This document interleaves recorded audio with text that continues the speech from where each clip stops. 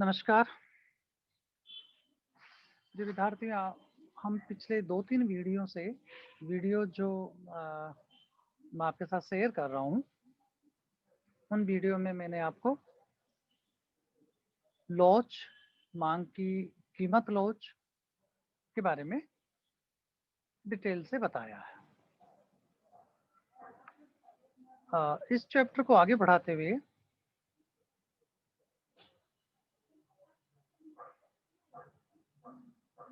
मांग की आड़ी लॉच को आज इस वीडियो में आपके साथ शेयर करना चाहता हूँ।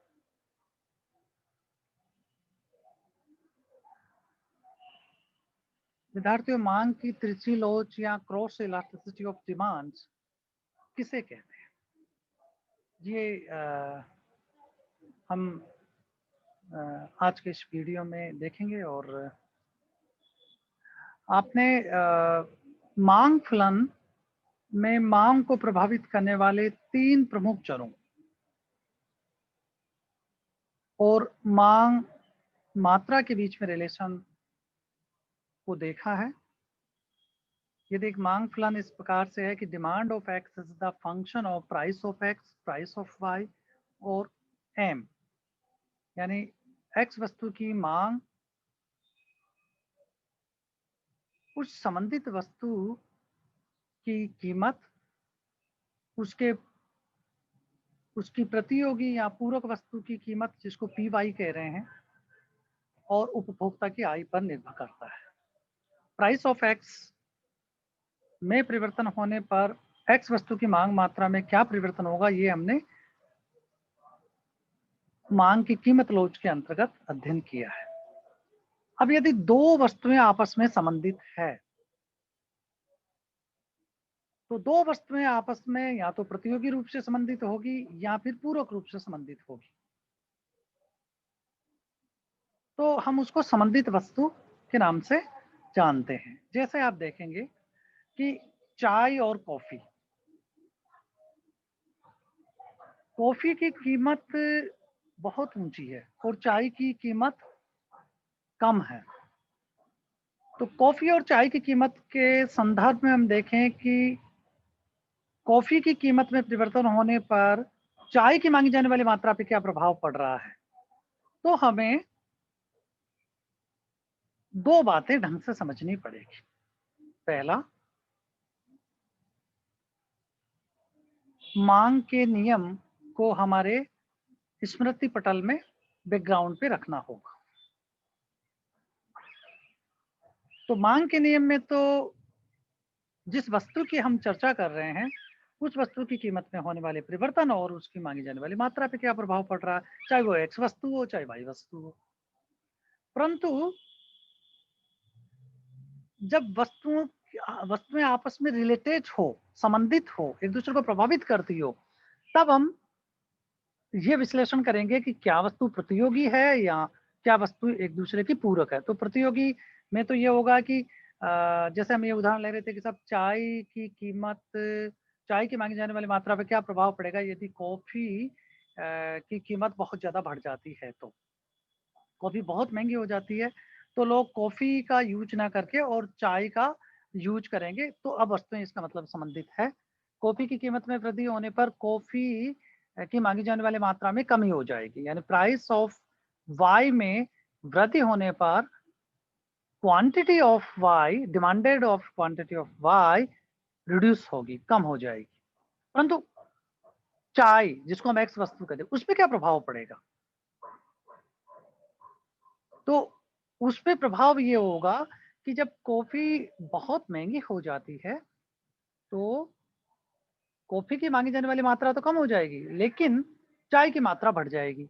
तो कॉफी की कीमत बढ़ी और चाय की मात्रा भी बढ़ी, यानी दो चर ले रहे हैं, प्राइस ऑफ वाई और क्वांटिटी डिमांड ऑफ एक्स, दोनों की परिवर्तन की दिशा एक हो।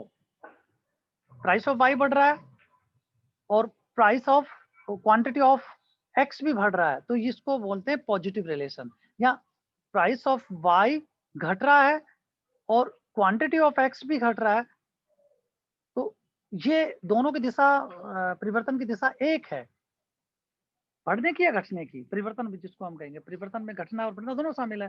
तो दोनों में परिवर्तन की दिशा यदि एक है तो वो पॉजिटिव डायरेक्शन है, दोनों की एक दिशा हो रही है। तो ये पूरक वस्तु के संदर्भ में है, सॉरी ये प्रतियोगी वस्तु के संदर्भ में है, और पूरक वस्तु के संदर्भ में इससे विपरीत बात होगी जो हम आगे जाकर के देखेंगे। पहले हम देखें कि क्रॉस इलास्टिसिटी ऑफ डिमांड्स को कैसे परिभाषित किया जाए। किसी संबंधित वस्तु Y की कीमत में प्रति समय अनुसार प्रतिशत परिवर्तन करने पर, प्रति समय अनुसार प्रतिशत परिवर्तन करने पर, यानी delta Y upon delta Y upon PY, प्रति समय अनुसार प्रतिशत परिवर्तन मल्टीप्लाई बाई 100 होने पर प्रतिक्रिया स्वरूप X वस्तु की मांग मात्रा में प्रतिशत परिवर्तन डेल्टा QX क्या है, X की मांग, X की मात्रा, और डेल्टा क्या है, परिवर्तन। तो delta QX divided by QX क्या है, पूर्व समय की मांग मात्रा, और यहाँ पर भी PY क्या है, पूर्व समय का कीमत स्तर, और डेल्टा P क्या है, कीमत में होने वाला परिवर्तन, Y वस्तु की कीमत में परिवर्तन। तो किसी संबंधित वस्तु की कीमत में प्रति समानुसार प्रतिशत परिवर्तन करने पर delta Y by delta Y by PY होने पर प्रतिक्रिया स्वरूप X वस्तु की मांग मात्रा में प्रतिशत परिवर्तन डेल्टा QX बाई QX को X वस्तु की Y वस्तु के संबंध में तिरछी मांग लोच इलास्टिसिटी ऑफ XY कहते हैं।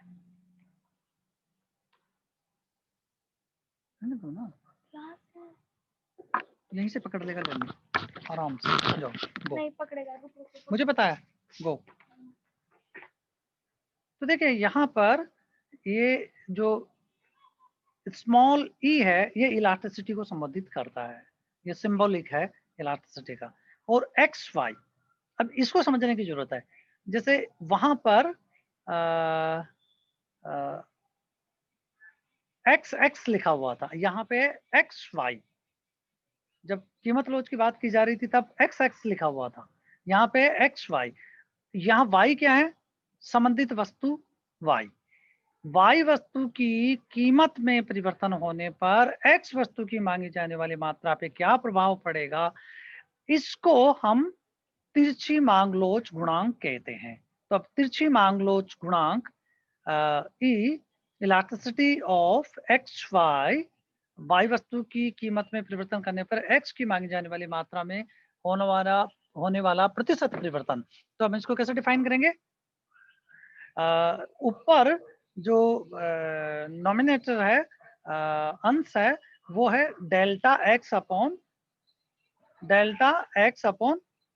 एक्स, क्यू मांगी जाने वाली मात्रा है। अब चूंकि मात्रा को बता रहा है क्यू, और एक्स वस्तु की मात्रा को बता रहा है, तो यहाँ पर delta Q X by Q X divided by delta P Y by P Y. अब यदि हम इसको सॉल्व करें तो ये हो जाएगा कि नीचे का जो डिनोमिनेटर है उसका पी वाई ऊपर चला जाएगा और क्यू एक्स नीचे होगा। तब क्या होगा, delta Q X divided by delta P Y, यानी वाई वस्तु की कीमत में परिवर्तन और एक्स वस्तु की मांग मात्रा में परिवर्तन, और पी वाई पूर्व वाई वस्तु की पूर्व समय की कीमत है, और क्यू एक्स एक्स वस्तु की पूर्व समय की मांग मात्रा है। तो ये एक तिरछी मांग लोच है। अब इसको सिंबॉलिक रूप से इटालियन इससे बताया कि इलास्टिसिटी एक्स वाई। तो ये डिफरेंशिएशन कैलकुलेशन है। डिफरेंशिएशन कैलकुलेशन में सीमांत परिवर्तन को बता रहा है कि वाई वस्तु की कीमत में सीमांत परिवर्तन होने पर, मार्जिनल चेंज होने पर, एक्स वस्तु की मांग मात्रा में होने वाला मार्जिनल चेंज और पी वाई वाई वस्तु की पूर्व कीमत है आरंभिक, और डी एक्स एक्स वस्तु की आरंभिक मांग मात्रा है। इस प्रकार वाई की मांग की तिरछी लोच। इसी प्रकार अब यदि हम यूं कहें कि ये तो हम ये कह रहे थे कि वाई वस्तु की कीमत में परिवर्तन होने पर एक्स वस्तु पर क्या प्रभाव होता है, यानी वाई वस्तु की कीमत में प्रतिशत परिवर्तन करने पर एक्स वस्तु की मांगी जाने वाली मात्रा में होने वाला प्रतिशत परिवर्तन तिरछी लोच कहलाता है। लेकिन यदि हम ये कहें कि वाई की मांग की तिरछी लोच, तब हम इसको ऐसे कहेंगे, इलास्टिसिटी वाई एक्स। अब इलास्टिसिटी वाई एक्स में क्या देख रहे हैं हम, एक्स वस्तु की कीमत में प्रतिशत परिवर्तन करने पर वाई वस्तु की मांगी जाने वाली मात्रा में होने वाला प्रतिशत परिवर्तन प्रति समय अनुसार। तब हम इसको कैसे डिफाइन करेंगे, तब हम इसको यूं डिफाइन करेंगे कि D Y by D P X, यानी डी डिफरेंशिएशन कैलकुलेशन में differentiation of D Y by differentiation of P X में एक्स वस्तु की कीमत में सीमांत परिवर्तन करने पर वाई वस्तु की मांगी जाने वाली मात्रा में होने वाला सीमांत परिवर्तन। अब देखो ऊपर वाले जो सूत्र और इस वाले सूत्र में परिवर्तन आ रहा है, यहाँ पे था इलास्टिसिटी एक्स वाई और यहाँ पे इलास्टिसिटी वाई एक्स। तो यहाँ पर एक्स वस्तु की कीमत में प्रतिशत परिवर्तन करने पर वाई की मांगी जाने वाली मात्रा में प्रतिशत परिवर्तन को बताया गया है, तब ये सूत्र बनेगा differentiation D Y by D P X multiply by P X divided by D Y by Y. तिरछी मांग लोच का माप लेते समय हमें केवल संबद्ध वस्तु, जो मतलब इससे रिलेटेड वस्तु की कीमत में परिवर्तनशीलता को मापते हैं। यहाँ पर इलास्टिसिटी एक्स वाई में वाई वस्तु की कीमत में परिवर्तनशील है, जबकि एक्स वस्तु की कीमत लोच एक्स वस्तु की कीमत तथा एम को स्थिर माना गया। तो हमें माइक्रो इकोनॉमिक्स के अंतर्गत खास बात यह समझने की है कि अन्य बातें समान रहने की मान्यता के अंतर्गत हम काम करते हैं। तो जब हम यह विश्लेषण कर रहे हैं कि इलास्टिसिटी एक्स वाई, तो यानी वाई वस्तु की कीमत में परिवर्तन होने पर एक्स पे क्या प्रभाव पड़ रहा है, उस समय अन्य बातें समान रहने के अंतर्गत एक्स वस्तु की कीमत तथा उपभोक्ता की आय दोनों को स्थिर माना गया है, कांस्टेंट मान करके विश्लेषण हम कर रहे हैं। अब हमें यह देखना है कि वस्तुएं एक दूसरे से पॉजिटिव रिलेटेड हो सकती है, नेगेटिव रिलेटेड हो सकती है, और एक और स्थिति हो सकती है नॉन रिलेटेड। तो अब देखें हम कैसे हम पता करेंगे कि वस्तु में प्रतियोगी है, पूरक है और आपस में एक दूसरे से संबंधित नहीं है। तो इसको हम डिफाइन यूं करेंगे, if X and Y are substitutes, एक दूसरे के प्रतियोगी है। सब्स्टिट्यूट्स का अर्थ आपको समझना चाहिए लगभग एक जैसे आवश्यकताओं की पूर्ति करने वाले हो, तो हम उसको सब्स्टिट्यूट कहेंगे। जैसे आप देखेंगे कि आपको मोबाइल में सेल फोन यूज करना है, सिम यूज करनी है, सर्विस प्रोवाइडर कौन है, मोबाइल का, तो बीएसएनएल और एयरटेल के संदर्भ में हम बात करें, यदि एयरटेल महंगा होता है तो उपभोक्ता बीएसएनएल की तरफ आते हैं। इसका मतलब एक की कीमत बढ़ने पर उसको सब्स्टिट्यूट करने के लिए दूसरी चीज है, प्रतियोगी है। तो प्रतियोगी कौन है, बीएसएनएल का प्रतियोगी कौन है, एयरटेल। एयरटेल का प्रतियोगी कौन है, बीएसएनएल। तो हम यहाँ पे ये कह रहे हैं कि भाई सब्स्टिट्यूट मतलब जिसकी जगह दूसरे को उपयोग किया जा सके और लगभग एक सी आवश्यकताओं की पूर्ति करें, तो वो सब्स्टिट्यूट कमोडिटी कहलाती है। If X and Y are substitutes, then elasticity of xy is positive. तब इलास्टिसिटी xy पॉजिटिव होगी। यदि x तथा y प्रतिस्थापक वस्तु है तो इलास्टिसिटी xy धनात्मक होगी। और सिंबॉलिक रूप से इसको हम यूं कहेंगे, elasticity xy is greater than 0, तब वस्तुएं प्रतियोगी होगी। जैसे मैं आपको ये उदाहरण दे रहा हूं कि एयरटेल के द्वारा सेल सर्विस महंगी करने पर, एयरटेल के द्वारा सेल सर्विस महंगी करने पर उपभोक्ता बीएसएनएल की तरफ आ जाता है, तो इसका मतलब हुआ दोनों एक दूसरे के प्रतियोगी है। अब देखिए आप, एयरटेल की कीमत यानी पी वाई बढ़ने पर एक्स यानी बीएसएनएल की मांग, सिम की मांग बढ़ जाती है। तो पी बढ़ने पर डिमांड ऑफ एक्स बढ़ जाती है, तो दोनों में बढ़ने की दिशा एक है, तो ये पॉजिटिव रिलेशन कहलाता है। और दोनों में गिरने की दिशा एक हो तो ये भी पॉजिटिव रिलेशन कहलाएगा। और दोनों एक दूसरे के विपरीत काम कर रहे हो तो वो निगेटिव होगा। वो कैसे होगा देखिए आप, यदि वस्तुएं एक दूसरे के प्रतिस्थापक है तो इलास्टिसिटी एक्स वाई धनात्मक होगी। If X and Y are complementary, elasticity X Y is negative, तब इलास्टिसिटी एक्स वाई ऋणात्मक होगी। यदि x तथा y परस्पर पूरक है, यदि x तथा y वस्तु परस्पर पूरक है तो तिरछी लोच ऋणात्मक होगी। तब हम इसको कैसे डिनोट करेंगे, elasticity X Y is less than 0। तो आप जानते हैं सिंबल, ये जो सिंबल है, एक होता है 2 लाइन बराबर है तो वो इक्वल का होता है, 3 लाइन है और तीसरी ऊपर वाली लाइन हल्की सी टिल्ट हो रही है, घूम रही है, तो इसका मतलब अप्रोक्सीमेट है। और यदि इसका जिधर मुंह खुला हुआ है इसको कहते हैं ग्रेटर, और यदि जिधर अब E X Y is less than, ये इसको यूं डिफाइन किया जाता है। अब पूरक वस्तुओं का उदाहरण देखिए,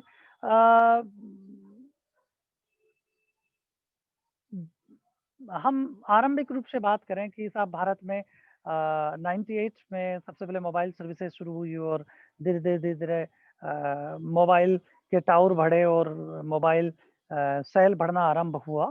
तो सर्विस प्रोवाइडर मोबाइल सेल के आरंभ का विस्तार हुआ। तो सिम बिकने पर मोबाइल हैंडसेट चाहिए सिम को चलाने के लिए, मोबाइल हैंडसेट की मांग पे क्या प्रभाव पड़ा, सिम बाजार में सिम की सेल बढ़ने पर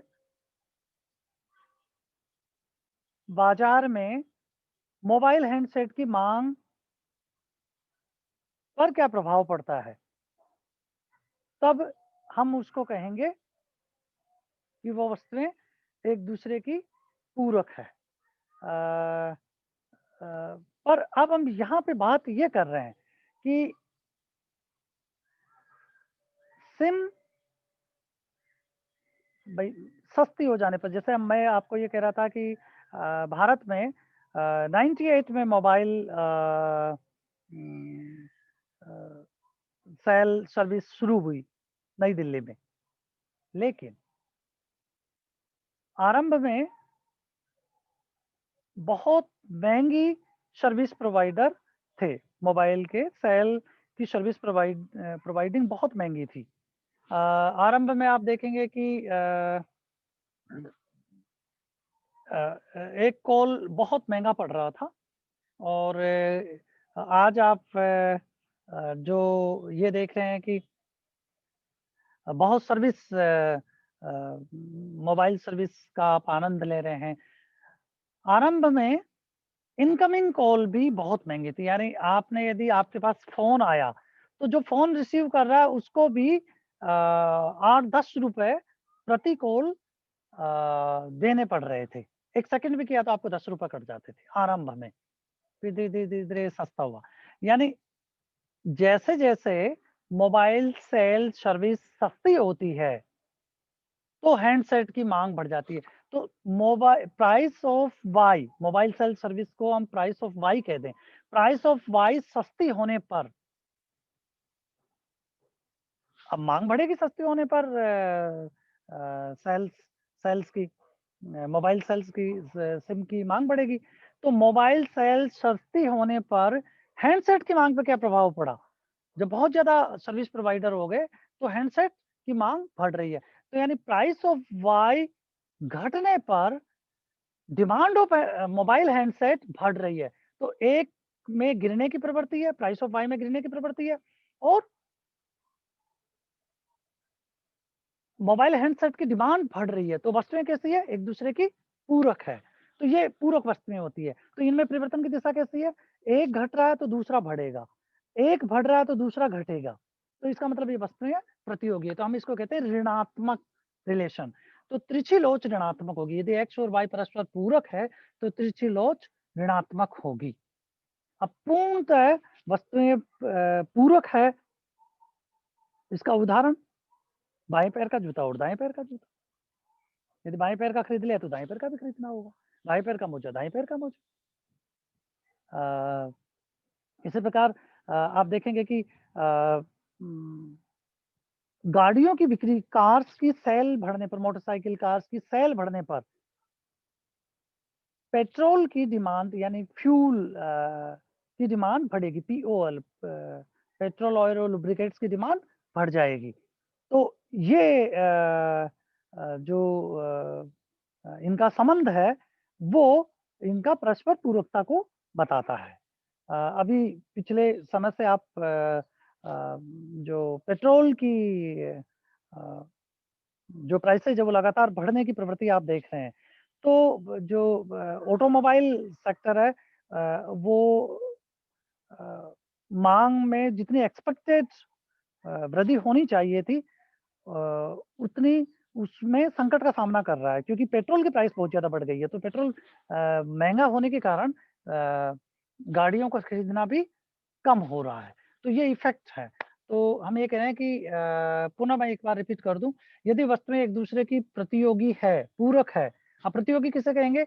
वो वस्तुएँ जो एक-दूसरे एक जैसे ही गुण जिनमें हो, तो एक-दूसरे को प्रतियोगिता करते हैं। जैसे आप देखते हैं ना कि आप नौकरी मान लीजिए कि एक पद पर आप किसी अ,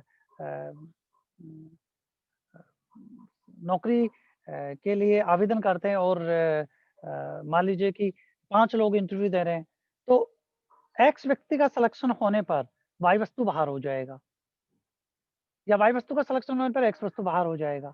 तो ये इसका मतलब ये होगा कि वो जो कैंडिडेट्स है वो एक-दूसरे से प्रतियोगिता कर रहे हैं।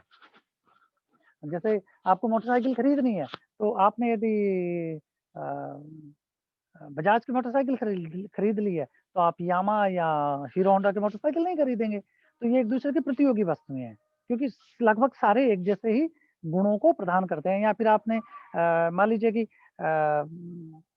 एयरटेल या आइडिया का सिम ले लिया है, तो फिर आप बीएसएनएल का नहीं लेंगे या जियो का नहीं लेंगे। तो ये क्या है? ये एक-दूसरे से प्रतियोगिता कर रहे हैं। तो वस्तुएँ यदि प्रतियोगी है, तो क्रॉस इलास्टिसिटी ऑफ डिमांड्स धनात्मक होगी, पॉजिटिव होगी। और यदि कमोडिटी परस्पर पूरक है, कॉम्प्लीमेंट्री है, then elasticity X Y is negative, ऋणात्मक होगी। अब तीसरी क्या अवस्था हो सकती है? जब दोनों के बीच में कोई रिलेशन ही नहीं हो। When commodities are non-related to each other, i.e. they are independent of each other, तब elasticity of X Y equal to 0 होगा। यदि आपस में वस्तुएं असंबंधित है तो तिरछी लोच ऋणा इक्वल टू 0 होगी।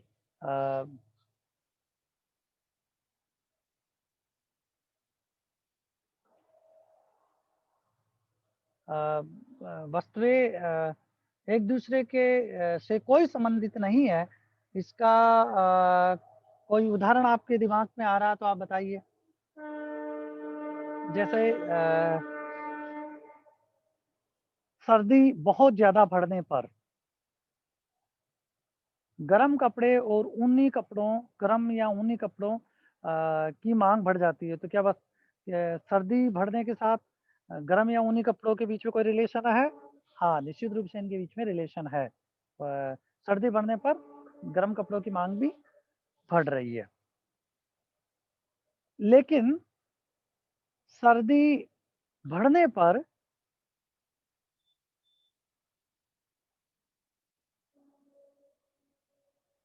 हम ये कहें कि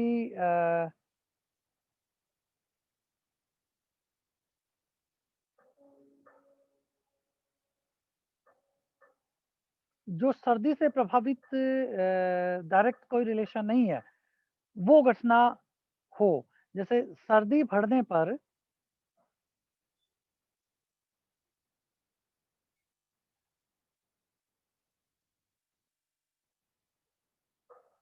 पढ़ाई नहीं करना, तब दोनों के बीच में कोई रिलेशन नहीं है। या गर्मी बढ़ने पर पढ़ाई करना बंद कर देना, यदि अन्य बातें समान रहे तो इससे आपकी मनस्थिति पे प्रभाव हो सकता है। या तो ये जो रिलेशन है, जिनके बीच में कोई रिलेशन नहीं है, जैसे मोबाइल हैंडसेट सस्ते होने पर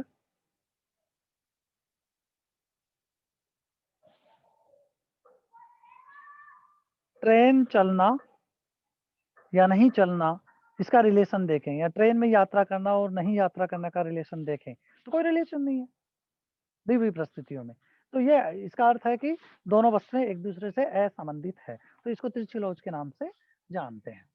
तिरछी लोच का मुख्य निर्धारक वस्तुओं के उपयोग की सापेक्षता की प्रकृति है। यदि दो वस्तुएं एक समान आवश्यकता की पूर्ति सेटिस्फाई करती है, तो तिरछी लोच उच्च होगी, और विपरीत स्थिति में एक दूसरे से की आवश्यकताओं की पूर्ति करने के लिए करने में सक्षम नहीं है, तो वस्तुएं एक दूसरे से असंबंधित होगी। जैसे चाय और कॉफ़ी में एक गुण होता है कि आपको जो लोग पीते हैं उनको एक ताज़गी महसूस होती है। तो ये तो कैसा रिलेशन हुआ? ये रिलेशन हुआ उनके बीच में कोई संबंधितता होना, और तो अब एक-दूसरे के गुण जैसे ही है, लेकिन यदि हम ये कहें कि चाय की कीमत और अम, अ, कॉस्ट ऑफ स्टडी या ट्यूशन फीस, इसके बीच में कोई रिलेशन? तो इनके बीच में कोई रिलेशन नहीं है, तो ये नॉन रिलेटेड है। तो अब यहाँ पे हम पुनः एक बार हम ये देखें कि यदि वस्तुएँ प्रतियोगी है, तो 2 के बीच में रिलेशन देख रहे हैं, एक्स और वाई वस्तु की, तो प्राइस ऑफ वाई और एक्स की मांगी जाने वाली मात्रा के बीच में रिलेशन देखें, तो जो अ, ये रिलेशन है वो पॉजिटिव होगा, यानी elasticity X Y is greater than 0। Elasticity X Y is greater than 0, तो वाई की कीमत बढ़ने पर एक्स की मांगी जाने वाली मात्रा बढ़ रही है। देखो दोनों का पॉइंट 0, ये मूल बिंदु है, पॉइंट ऑफ ओरिजिन है। वाई की कीमत इससे वर्टिकल, ये लंबवत अक्ष है और ये क्षैतिज अक्ष है, तो वर्टिकल अक्ष पर वाई की कीमत ले रहे हैं और क्षैतिज अक्ष पर एक्स की मांगी जाने वाली मात्रा ले रहे हैं, दो के बीच में रिलेशन देख रहे हैं। वाई पी वाई में वृद्धि होने पर एक्स की मात्रा में वृद्धि हो रही है, तो ये पॉजिटिव रिलेशन है। ये एक दूसरे से सब्स्टिट्यूट कमोडिटीज है, इसको बता रहा है। अब दूसरी तरफ देखिए, वस्तु यदि पूरक है तो क्या होगा? पी वाई वर्टिकल एक्स पे ले रहे हैं और एक्स वस्तु की मांगी जाने वाली मात्रा को एक्स वक्र पर क्षैतिज लाइन पे ले रहे हैं। वाई वस्तु की कीमत बढ़ने पर, जैसे मान लीजिए कि प्रारंभिक रूप से ये मिड पॉइंट पे है, तो ये मांगी जाने वाली मात्रा ये है। अब y की कीमत बढ़ने पर, यहाँ इस पॉइंट से इस पॉइंट पे आ रहे हैं, तो x की मांगी जाने वाली मात्रा भी गिर जाती है। तो ये वस्तुएं हैं पूरक वस्तुएं। कैसे? प्राइस ऑफ y बढ़ने पर y की मांगी जाने वाली मात्रा बढ़ेगी, ये तो मांग का नियम हुआ। अगला देखिए इसके कारण दोनों के बीच में रिलेशन, प्राइस ऑफ वाई में वृद्धि होने पर डिमांड ऑफ वाई गिर जाएगी, ये तो मांग का नियम हुआ। लेकिन इसका लोच के संदर्भ में, क्रॉस इलास्टिसिटी के संदर्भ में ये हुआ कि एक्स की मांगी जाने वाली मात्रा पे क्या प्रभाव पड़ा, तो प्राइस ऑफ वाई बढ़ने पर डिमांड ऑफ एक्स गिर जाए तो ये पूरक वस्तुएं होगी। जैसे पेन की कीमत बढ़ने पर पेन की मांग घटेगी तो स्याही की मांग भी गिर जाएगी। स्याही को मान लो एक्स वस्तु कह दें, तो ये इनका बीच में रिलेशन है। तो यदि वस्तुएं एक दूसरे की पूरक है तो दोनों का रिलेशन, प्राइस ऑफ वाई और एक्स की मांगी जाने वाली मात्रा का रिलेशन ऋणात्मक होगा। ये मांग वक्र ऊपर से नीचे की तरफ गिर रहा है और यदि ये बढ़ रहा है, इसका मतलब वस्तुएं प्रतियोगी है, स्थापनान वस्तुएं हैं। स्थापनान वस्तुएं यदि मांग की त्रिचिलोच धनात्मक है तो इसका अभिप्राय यह होगा कि पी वाई में कमी या वृद्धि होने पर एक्स की मांग में भी कमी या वृद्धि होगी। जैसे चाय व कॉफी की त्रिची मांग लोच, तो धनात्मक मांग लोच होगी जब वस्तुएं प्रतियोगी होगी।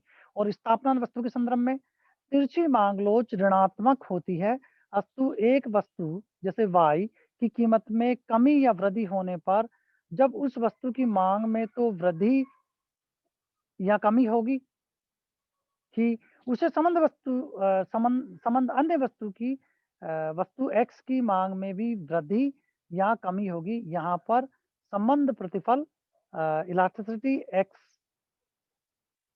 वाई लेस देन 0 होगा।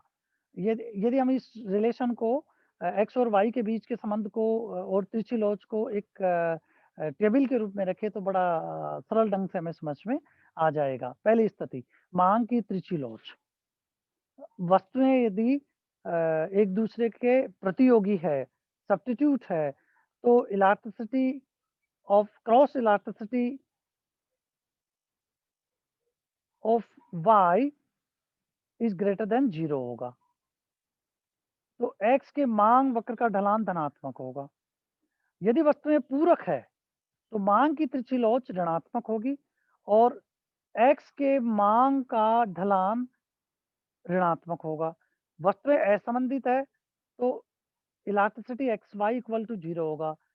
तब मांग वक्र कैसा होगा, अनंत शीर्ष मांग वक्र अनंत होगा और शीर्ष मांग वक्र होगा अनंत, इन्फिनिट, और शीर्ष मांग वक्र होगा। तो ये मतलब यो मांग वक्र बन जाएगा यदि वस्तु एक दूसरे से संबंधित नहीं है तो। अब फिर मैं एक बार ये बताएं कि पूर्णतः पूरक वस्तुएं और पूर्णतः स्थापना वस्तुएं कौन सी है। मेरे ख्याल से विजुअलिटी में थोड़ी आ सकती है, लेकिन स्क्रीन आपको साफ दिखाई देगा। अंधेरा हो चुका है, ठंड बहुत गहरी और घनी है। पूर्णतः पूरक और पूर्णतः स्थापना वस्तुएं किसे कहेंगे। पूर्णतः पूरक वस्तुएं वे हैं जिनमें दो वस्तुओं की मात्रा में समान अनुपाती परिवर्तन होता है, पूर्णतः पूरक वस्तुएं। जबकि पूर्णतः स्थापना वस्तुओं की स्थिति वह है जिसमें एक्स अथवा वाई किसी भी एक वस्तु का उपयोग करके उपभोक्ता निर्दिष्ट संतुष्टि स्तर को प्राप्त कर सकता है। अब ये डायग्राम के माध्यम से हम देखें, लंबवत अक्ष पर वाई अक्ष पर वाई की मात्रा को ले रहे हैं और क्षैतिज अक्ष पर एक्स की मात्रा को ले रहे हैं। यदि वस्तुएं एक दूसरे के पूर्ण स्थापना मतलब क्लॉज पूर्णतः परफेक्ट सब्स्टिट्यूट है तो 1/1 एक के बढ़ने पर एक्स की मात्रा एक्स की एक मात्रा बढ़ाने पर वाई की एक मात्रा में कमी करनी पड़ेगी, तब वक्र इस प्रकार का होगा। ये इंडिफरेंस कर्व होगा, तो इंडिफरेंस कर्व आपको थोड़ा रुक के समझाया जाएगा। अधिमान वक्रों के आधार पर पूर्ण पूरकता और पूर्ण स्थापनाता को बताया गया। तो यदि इंडिफरेंस कर्व के संदर्भ में हम देखें तो इंडिफरेंस कर्व स्ट्रेट लाइन बन जाएगा। सामान्यतः इंडिफरेंस कर्व स्ट्रेट लाइन नहीं होगा क्योंकि वस्तुएं पूर्णतः पूरक एक दूसरे पूर्णतः सब्स्टिट्यूट एक दूसरे की नहीं होती है। तो ए और बी यदि एक्स वस्तु की मात्रा को बढ़ाते हैं तो y की एक मात्रा x की बढ़ाते हैं तो एक मात्रा x की y की कम करनी पड़ेगी, या एक मात्रा y की बढ़ाते हैं तो एक मात्रा x की कम करनी पड़ेगी। तो ये परफेक्ट सब्स्टिट्यूट है। और पूर्णतः पूरक वस्तुओं के संदर्भ में जो इंडिफरेंस कर्व है वो एल आकार का होगा। तो ये पूर्णतः पूरक वस्तु के संदर्भ में इंडिफरेंस कर्व एल आकार का है। तो जैसे बाएं पैर का जूता और दाएं पैर का जूता, या बाएं पैर का मोजा और दाएं पैर का मोजा, या एक सिम और एक मोबाइल हैंडसेट। इसमें ये मान्यता है कि एक हैंडसेट में एक ही सिम यूज होती है। तो ये 1/1 के बीच में है।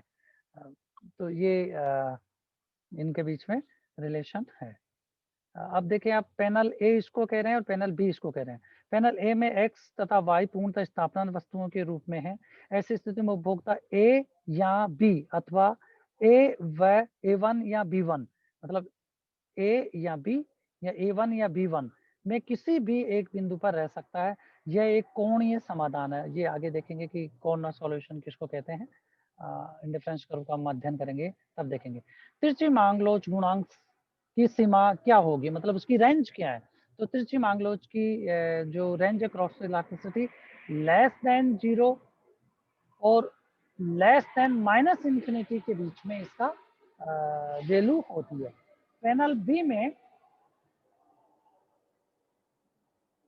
में एक्स तथा वाई को पूर्णतः पूरक वस्तुएं मानी गई है। ऐसी दशा में इसका इंडिफरेंस कर्व अंग्रेजी के एल आकार का हो जाता है। यह उस स्थिति का द्योतक है जिसमें समुच्चय उपभोग क्रम में एक्स तथा वाई का अनुपात वही बना रहता है।